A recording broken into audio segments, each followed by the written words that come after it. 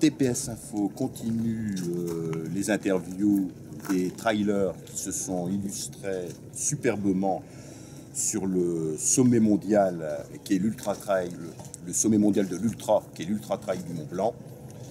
Voici maintenant Joris Milleret qui termine 19e sur la CCC.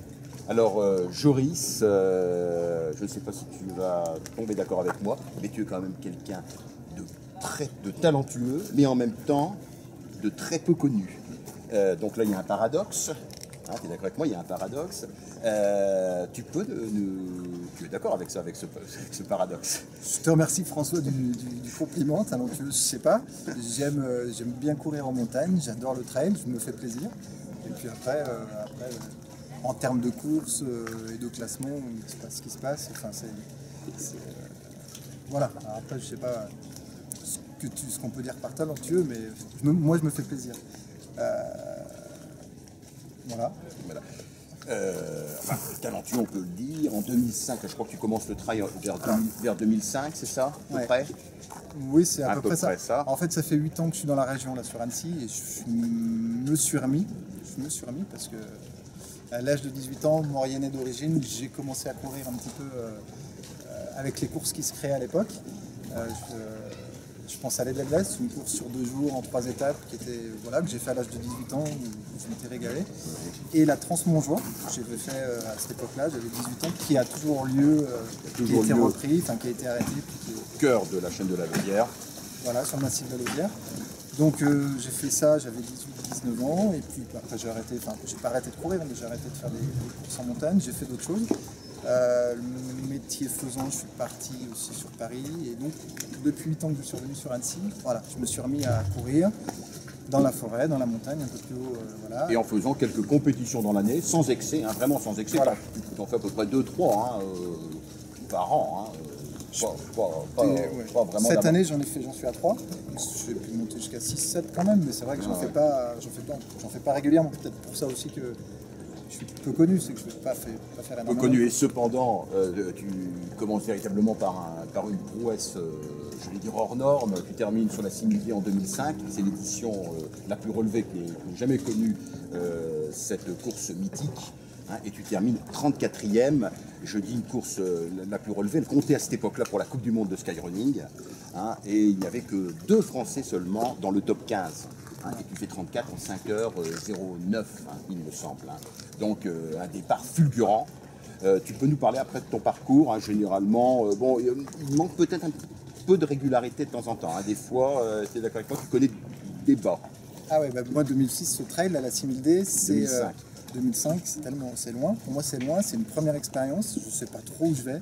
Et j'ai un super souvenir parce que c'est là que tout démarre en fait. C'est là que je prends vraiment plaisir. Je me rends compte que sur une course de 3000 dénivelés de positifs à l'époque, 50 et quelques kilomètres, ça s'est super bien passé. Et c'est là qu'il y a un déclic. C'est là que j'ai envie de faire des courses. Même si je ne vais pas en faire beaucoup, c'est là que j'ai envie de prendre des dossards et prendre part à des courses. Donc du coup, qu'est-ce que je vais faire comme course? À chaque fois, j'ai fait des courses assez locales et je suis revenu sur des courses que j'ai vraiment adorées. Je Je pense au trail de Faverges. Je pense autour du lac d'Annecy. Bon, bah, ça reste local. Mais après, alors, 11e, je le précise, à la Maxi Race d'Annecy en 2012. Par contre, 60e cette année, mais là, il y a eu une très sévère hypoglycémie, hein, juste après Doussard. Les coups durs, comme il peut en arriver. J'ai voulu finir quand même, mais bon, en mode rando. Bon, là, une mauvaise gestion, c'est sûr, alimentaire, là, de ton là. Clairement. Hein, là, c'est clair. Donc là, tu manques un peu de dire encore un petit peu d'expérience, peut-être même. Hein, malgré tes 8 ans là-dessus, de savoir quand même.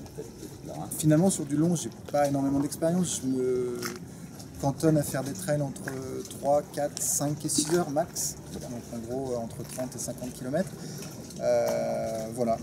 Donc après, je fais pas forcément des courses aussi qui sont trop connues. Je peux faire les Templiers comme j'ai fait la saison dernière et la saison d'avant. Mais je peux faire aussi des courses que j'adore, comme je pense au trail de l'Ourcq par exemple en Chartreuse. Voilà.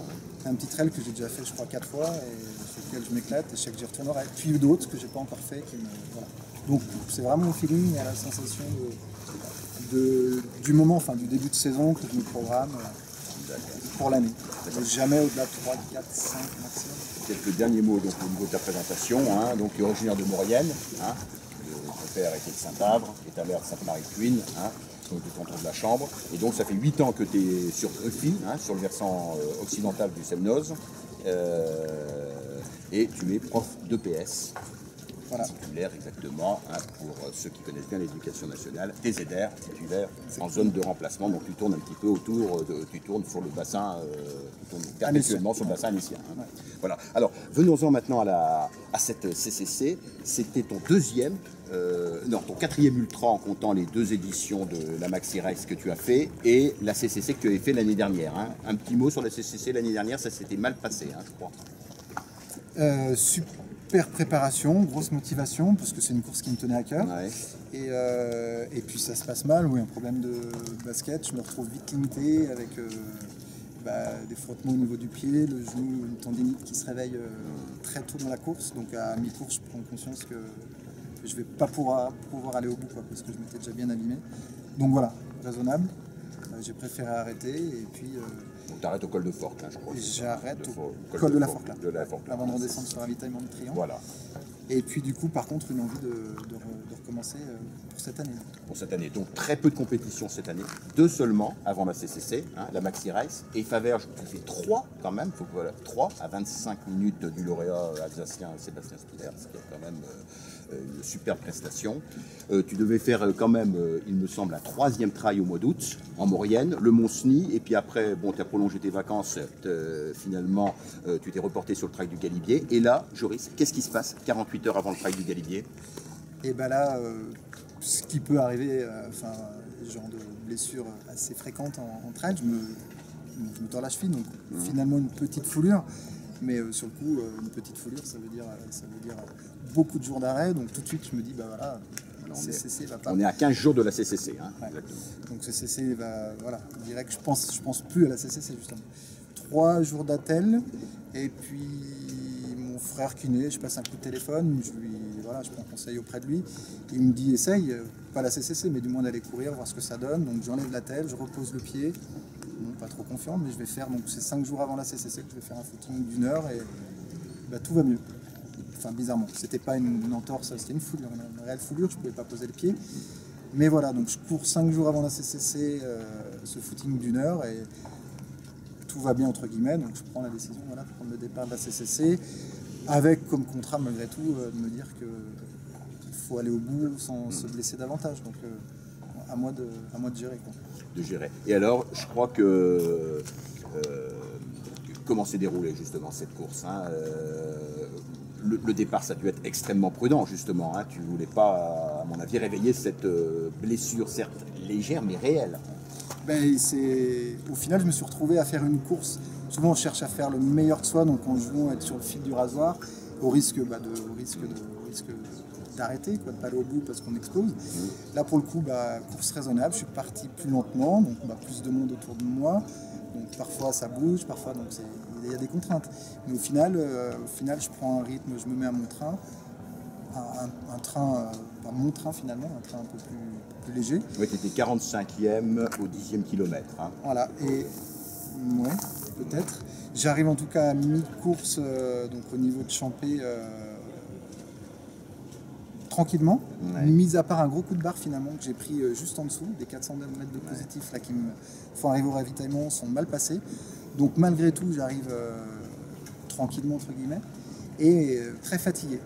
Bon, je suis toujours pas blessé, c'est le point positif. Je suis revenu pour aller au bout.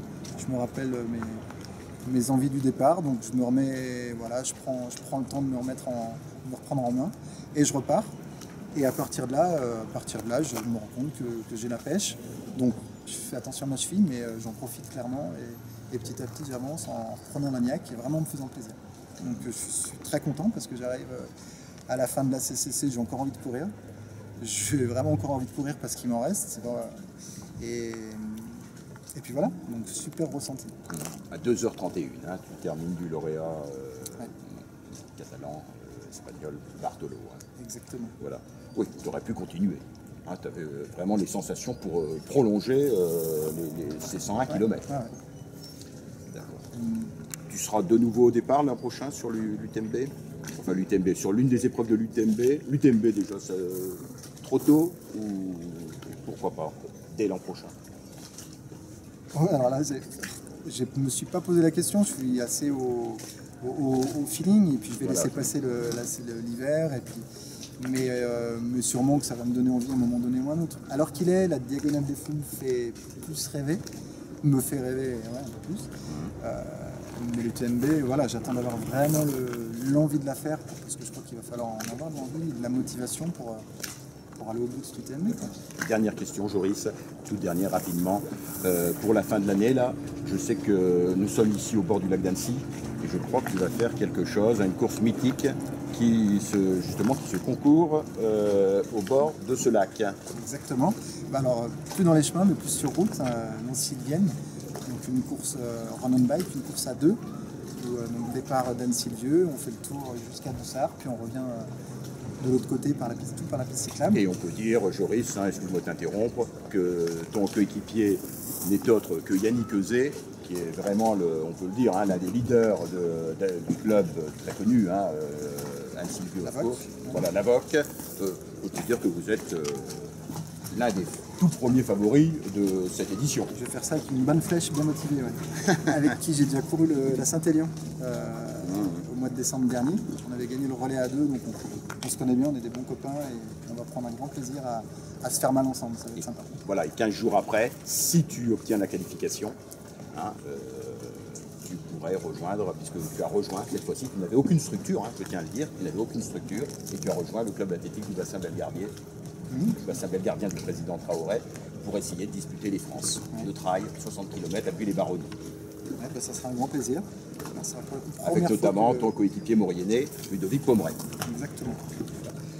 Joris, écoute, TPS Info te remercie chaleureusement de prêter à cette donc je le répète, Joris Miret pour l'instant il est en train de sortir de l'ombre et je pense qu'il va vraiment être sur le devant de la scène là, dans les tout prochains mois à mon avis.